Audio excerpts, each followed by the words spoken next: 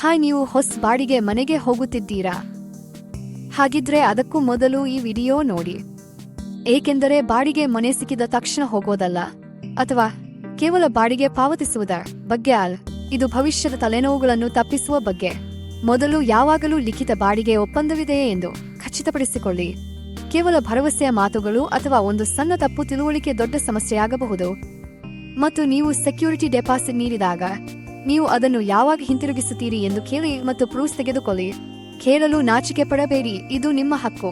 ನೀವು ಮನೆಗೆ ಭೇಟಿ ನೀಡಿದಾಗ ಅದು ಚೆನ್ನಾಗಿ ಕಾಣುತ್ತದೆಯೇ ಎಂದು ಮಾತ್ರ ನೋಡಬೇಡಿ.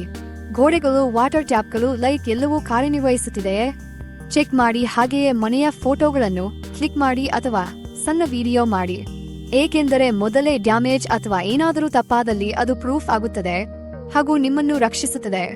ನೀರಿನ ಸೌಲಭ್ಯದ ಬಗ್ಗೆ ಸರಿಯಾಗಿ ವಿವರವಾಗಿ ಕೇಳಿರಿ. ದಿನದ 24 ಗಂಟೆನೂ ನೀರು ಇದ್ಯಾ? ಬೋರ್ವೆಲ್ ನೀರಾ ಅಥವಾ ಕಾವೇರಿ ನೀರಾ? ಅಥವಾ ಟೈಮಿಂಗ್ಸ್ ಇದ್ಯಾ? ಪ್ರೈವೇಟ್ ಟ್ಯಾಂಕರ್ಸ್ನಿಂದ ನೀರು ಖರೀದಿ ಮಾಡಬೇಕಾ ಎಂದು ಸ್ಪಷ್ಟವಾಗಿ ಕೇಳಿ. ಇಲ್ಲಿಯವರೆಗೆ ವಿದ್ಯುತ್ ಬಿಲ್ ಪಾವತಿಸಲಾಗಿದೆಯೇ ಎಂದು ಸಹ ಕೇಳಿ. ನೀವು ಹೊಸ ಮನೆಗೆ ಹೋದ ನಂತರ ಸುಮ್ಮನೆ ತಲೆನೋವು ಬೇಡ ಅಲ್ವಾ? ಮನೆ ಮಾಲೀಕರ ನಿಯಮಗಳೇನು? ನಿಮ್ಗೆ ಬೇಕಾದುದನ್ನು ನೀವು ಅಡಿಗೆ ಮಾಡಬಹುದೇ? ಮನೆಗೆ ನೆಂಟರು ಬರಬಹುದಾ? ನಿಮ್ಮ ವಾಹನಗಳಿಗೆ ಪಾರ್ಕಿಂಗ್ ಸೌಲಭ್ಯ ಇದ್ಯಾ? ಎಲ್ಲವನ್ನೂ ಕೇಳಿ. ಇವು ಈಗ ಸಣ್ಣ ವಿಷಯಗಳಂತೆ ಕಾಣಿಸಬಹುದು, ಆದರೆ ನಂತರ ಅವು ಮುಖ್ಯವಾಗುತ್ತವೆ.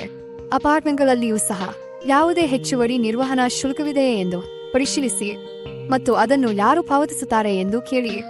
ಅತ್ಯಂತ ಮುಖ್ಯವಾದ ವಿಷಯ ಏನಂದ್ರೆ, ನೀವು ಮಾತನಾಡುತ್ತಿರುವ ವ್ಯಕ್ತಿ ನಿಜವಾಗಿಯೂ ಮಾಲೀಕರೇ ಎಂದು ಖಚಿತಪಡಿಸಿಕೊಳ್ಳಿ.